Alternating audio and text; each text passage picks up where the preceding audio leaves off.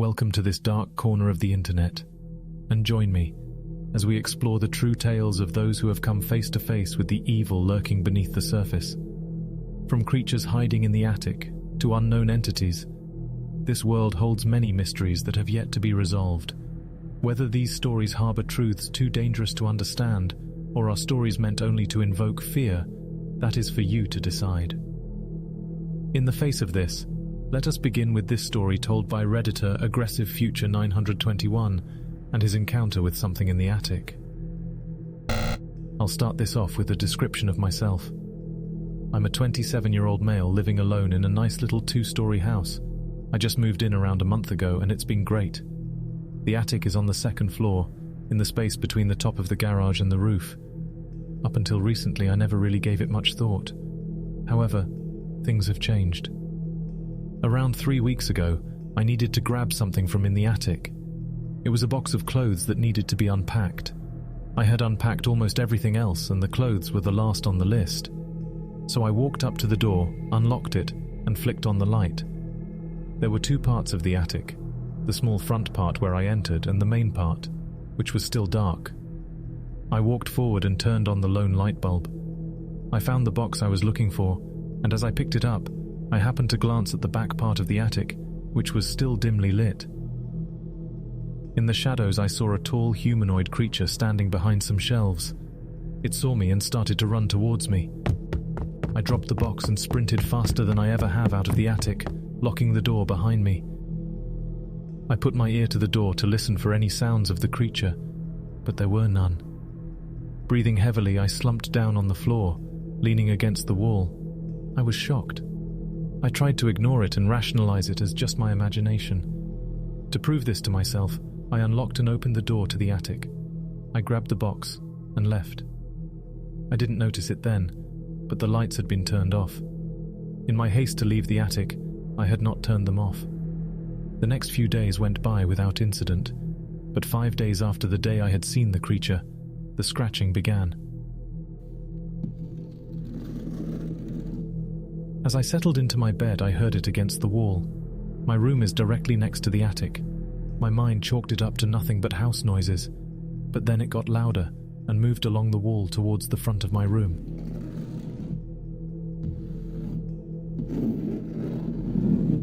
Terrified, I leapt up from my bed and ran downstairs. The scratches continued, loud enough that I could hear them from my room. At 10 o'clock, however, they stopped. I didn't sleep in my room that night. The next morning, I went upstairs to my room. Nothing seemed out of the ordinary. That night at 9:30, however, the scratches started again. They lasted until 10 o'clock once again, before subsiding as they had the previous night.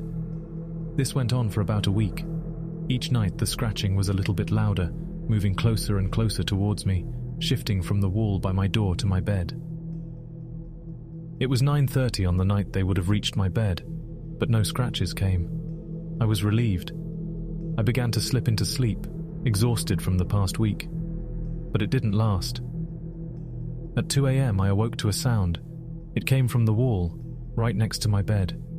It was whispering. In a ragged voice, I could make out 3 words. The creature repeated this phrase over and over for 25 minutes before stopping suddenly. I didn't sleep a wink the rest of the night. This continued, much like the scratching had for a week. It got louder and louder each night. I started sleeping with a knife under my pillow. My sleep schedule was destroyed. I could barely function at my job. Life was miserable, and that thing in the attic began to appear in the corners of my vision.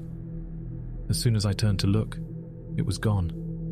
I was beginning to think I was going insane. I never tried to tell a co-worker or my family. I knew they wouldn't believe me. On the 7th night after the whispering began, it stopped. I slept much better than I had any previous night for 2 weeks. However, something disturbed it. At 4 a.m. I awoke for some inexplicable reason. I looked around my room and my heart stopped. Peeking in at me from the door was that same tall humanoid I had seen days ago. I thought I was having sleep paralysis, so I tried to move my leg. I could.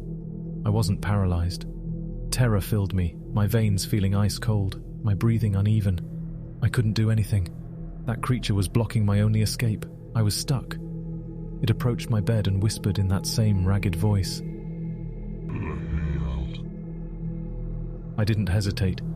I grabbed the knife and lunged at it. I stabbed furiously, once, twice, 3 times, 4. I finally stopped and shoved the creature against the wall. It looked at me. For the first time I could see its dark skin, black eyes and mouth full of razor-sharp teeth. I didn't hesitate. I grabbed my phone, wallet and car keys and I ran downstairs and out the door, making for my garage. I started my car and backed out. As I angled the car down the driveway, I saw the creature clutching its chest, standing there in the middle of the road. I floored the accelerator and at full speed rammed into it. I didn't stop. At 80 miles per hour, I turned down the street. My tires screeched. I didn't stop driving until I reached a motel. I checked in and went into the room on the 2nd floor at the very end of the hotel. I lay there awake for the entire night. I've been here for the past few days, barely sleeping. I started typing this yesterday, but something happened last night. On the wall behind my bed, I heard a scratching sound. My eyes shot open, and just as suddenly as it had started, it stopped. My heart pounded in my chest. That was when I heard that same ragged voice that had tormented me for a week. It whispered that same horrible sentence. This next story details the experience of Redditor Egret and what he encountered in a vacant home.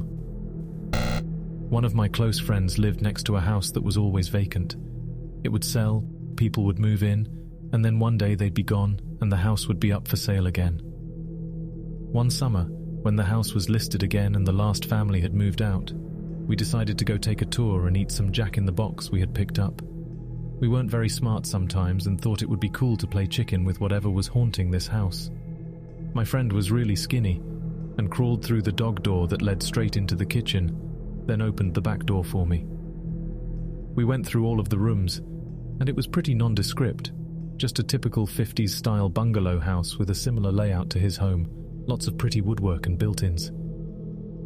After we determined that the house really wasn't that creepy after all, we sat down in the dining area, on the floor, across from a little horseshoe-shaped nook with a kitchen table and built-in bench. It was dark out, but the lights were on, albeit it was still pretty dimly lit. At this point, we had been in the house for maybe 25 minutes, and after we finished eating, we stayed sitting just to hang out and talk since we weren't spooked out at all. We had the very smart idea of turning off the lights and using our flashlights to explore. Smart, I know, but we were bored kids, and as kids do, I guess we just wanted to impress each other with how brave we were. At this point, things were creepy, but there was nothing out of the ordinary. I was a little bit disappointed, but I hadn't expected much anyway. That is when both our flashlights started going out at the same time. This spooked me. No way did both our flashlights start malfunctioning coincidentally together.